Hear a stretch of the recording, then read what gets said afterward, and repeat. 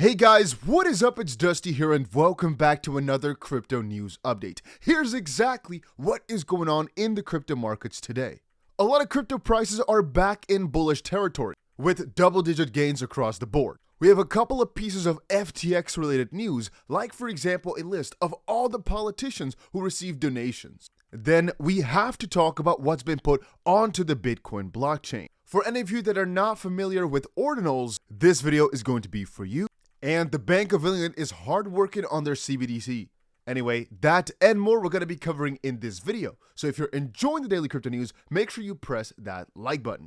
Anyway, to get it started, I think I speak for all of us when I say that we all believe that the bottom for Bitcoin is in. And even though we don't know if this was just a little bit of a bull trap and we're going to see some sort of correction in the near future, most people have come to the conclusion that the big bottom for Bitcoin in this cycle is in. And that over the next couple of months, we're most likely going to see some continued growth for crypto space. For that reason, I am primarily focusing on long positions right now. As I'd say, the crypto prices are, for my own strategy, too low to bank on shorts. And so I'm trying to always keep some sort of long positions open. Or if trading that way is not your style, I'm just generally a bull and I think that buying right now is better than selling. For Ethereum, there's a little bit of a fun situation, however, where it mostly looks as if it's bouncing between, well, again, our key trend line and our key resistance. I actually put a potential trade for you guys out on Telegram about 2 days ago, which was an easy 4 or 5% flip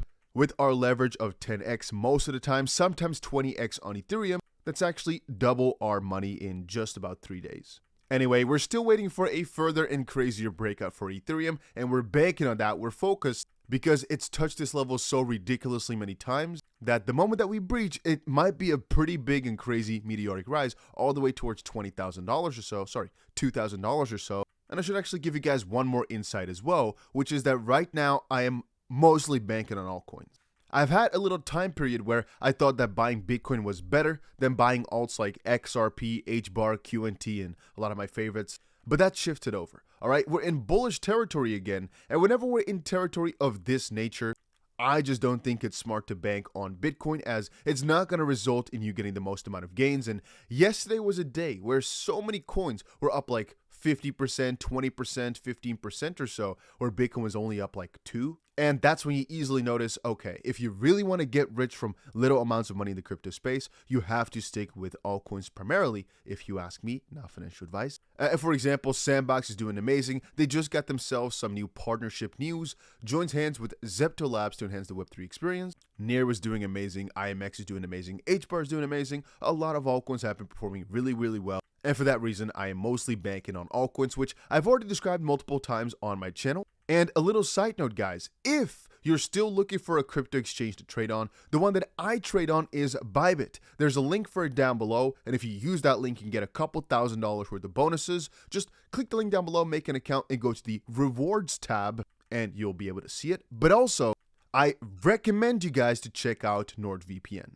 I'll leave a link for that in the description down below as well. And the thing is, I've noticed that a lot of my, people in my circle have told me that if you do anything on the internet without a VPN, you're being dumb.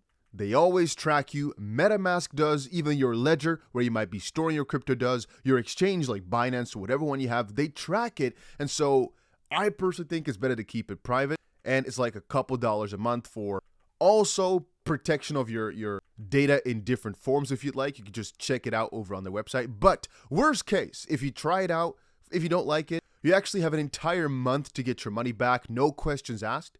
Yeah, I've been using it for years. There's a link down below. Just check it out. I don't think you'll regret it. I've enjoyed it for too much time. And yeah, I couldn't really think of an internet life without it, but yeah. Anyway, the Bank of England has just released a paper. And we've already noticed it for a little while, but they're focusing more and more on getting a digital pound out there. And it's looking as if they're going to be one of the first Western spearheads with this technology. It's been speculated, especially in the last couple of days, about how much you can hold of this Cbdc, how exactly it'll affect the end users and whatnot, but they're making some bigger steps. And again, it is edging closer right now as we're getting more and more and more just pushes and articles exactly this week. So yesterday, the Bank of England and the HM Treasury Department published a consultation paper on the digital pound, a UK central bank digital currency.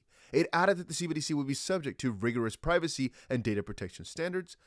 It would be privacy enhancing by design and would allow users to make choices about their data, the bank states. So it's going to be interesting to see how they develop this over the next couple of weeks. As again, they're still in the development phase, it's not officially done. But the fact that they're all of a sudden so much for it is showcasing a lot of advancement and, most importantly, their willingness to get this out there. Like I said at the start of the video, there's a lot of news that's also happening. What I recommend you guys to do is, if you want to be seeing this news even quicker, you might want to follow me over on Twitter. I'll leave a link to my Twitter down below as well. As for example, regarding Ordinals, I've talked about this on the Around the Blockchain podcast or YouTube channel, which is a spin-off of BitBoy's channel. A couple of days ago, I was on there on the live stream. However, it's still some story I can give you guys easily. There are right now some issues with people putting things on the Bitcoin blockchain. And I've described it before that it has two sides. There's a positive side and a negative side to it. The positive side about it in people putting things on the Bitcoin blockchain is it's freedom.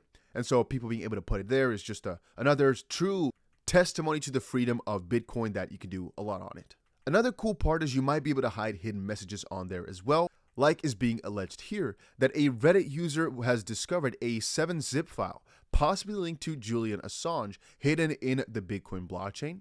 On the opposite side, and this is very important for people to understand as well, more than 7,000 ordinal inscriptions have already been included in the Bitcoin blockchain. The reason it is negative is because it's taken up a lot of space. And we talked before about freedom versus, I guess, inclusion is the best way to call it. You know, a good argument against freedom is saying, well, if you allow everybody to put into it what they want, it eventually is going to end up that only major institutions can run the full history, can be completely involved with the project. I mean, the network increases with about, let's say, 17-18% or so a year right now. And if we really get heavily into ordinals, it might increase by another 50% or so, which means just running this will take too many gigabytes or terabytes at that point, which means your average Joe will not be able to do it anymore, meaning they'll be excluded just because of our choice to be inclusive, to make everybody do whatever they want. However, even Satoshi himself back in 2010, I believe, said, because there was a proposal for getting DNS onto Bitcoin, so basically having your domains, in a native session, basically. And he basically said, no, keep Bitcoin for payments and do this DNS stuff in like BitDNS on the side. And that eventually became another crypto completely, which not that many people use. And we just noticed it's not really needed for this payment type of realm that you're trying to make. And there are many other projects out there which are trying to create different layers for Bitcoin. Or we've seen it through, for example, the XRP ledger, where you can use Bitcoin on top of another ledger through IOUs. Anyway, it's just a little bit of a difficult discussion about whether or not it's good or bad, and whether or not I support it, because I can kind of see from both sides. It's kind of fun to see the whole Doom game being put onto Bitcoin. Sure, it's kind of cool because it's storage, quote unquote, forever, right? On the opposite side, it's also pretty similar to guys talking about why Web3 type of content platforms are pretty hard to pull off, because there's just going to be a lot of garbage on there if there's not proper moderation. And that's also what we're seeing with Bitcoin. If you look up articles, you'll find it. I've been doing this crypto news for so many years, guys. Back in, I believe, 2017 or so, there was a very big issue with, I don't want to say it. It has two little letters, the abbreviation C and something else, that was put onto Bitcoin. It was just really, really crazy. It was a really bad period. And I just don't want to see that again. Headlines of that nature. And for that reason, I'm very much against it. On the opposite side, there's a lot of cool things. There's a lot of fun things. So I'm, as of this point, a little bit in the middle of things. Now, getting it through, talking about FTX, two things. First of all, a law firm has subpoenaed the FTX co-founder and some top executives and the former Alameda CEO over the Voyager Digital deal. We talked about it before. BitBoy actually said it before to me, that the whole Voyager debacle was such a crazy thing, and that it should have never been allowed to happen because of too many bad actors, bad parts. But more importantly is this, and more interestingly is this, a full list of politicians who received money from FTX has actually been revealed. And you can kind of go through this for yourself if you want to. I took a screenshot of the entire list and put it out for you. You can see the state that they're in, the political party, the House or Senate, and then the response given. Okay, so that means no response or donated, no response, and returned or plan to return, all that type of stuff you can see in here for yourself. If that is something you're interested in, make sure you go ahead and check it out. I'm not a US based person, so for me these names don't really say that much at all. One I did recognize right here was Mitt Romney though, and the fact that it is actually not really Mr. Bankman-Fried, Mr. Sam, that did the majority of the donating. It was actually Ryan, this little list right here shows. Anyway, I thought that was really interesting, so I decided to share it. But in terms of all the crypto news, I'd say that this was most important of all. And if there's anything else happening in the crypto space, I'll definitely hit you guys up with another crypto episode. I guess the last thing I can show you is that Mr. Michael Burry just made another Twitter account again, or at least he reactivated his account to say this time is different, talking again about the fact that, yeah, there was a little debacle with him saying sell, then deleting his account. Jim Cramer coming out saying, hey, I reiterate, there's a bull market, and then Mr. Burry coming back to say this time is different, referring to 2001, 2002, and the specific rates here. People are asking what exactly does this mean, and all I have to say about this is I think Michael Burry is or has been extremely successful. And I wouldn't doubt he's a freaking genius, but as far as I've understood, he's a perma bear. So whenever he speaks, it's negative. And the thing is, you have a lot of these contrarians who are always going to stay negative and bearish, because even though they might be wrong for the first 20 years, 2 years, 3 years, 4 years, if you keep staying bearish long enough, there will be another crash and you'll be praised for calling it out. And I'd say because he was so successful in calling that collapse at some point, he's going to kind of keep up that charade of always wanting to kind of see the next collapse, even though it might just not happen. And if you just keep calling out the collapse long enough, you will be right. And yeah, that's what I'm kind of afraid of with this man right now. So I don't really follow his quote unquote signal that directly, albeit that he might be the best guy out there, who knows. But as far as I understand, he's just going to delete his Twitter again and come back and state something again and continue on with that little circle. And I don't think it is that useful, but yeah. That's it for today's video. See you guys again in another one. If you enjoyed it, make sure you press the like button and perhaps subscribe with the notification bell on for more crypto related updates.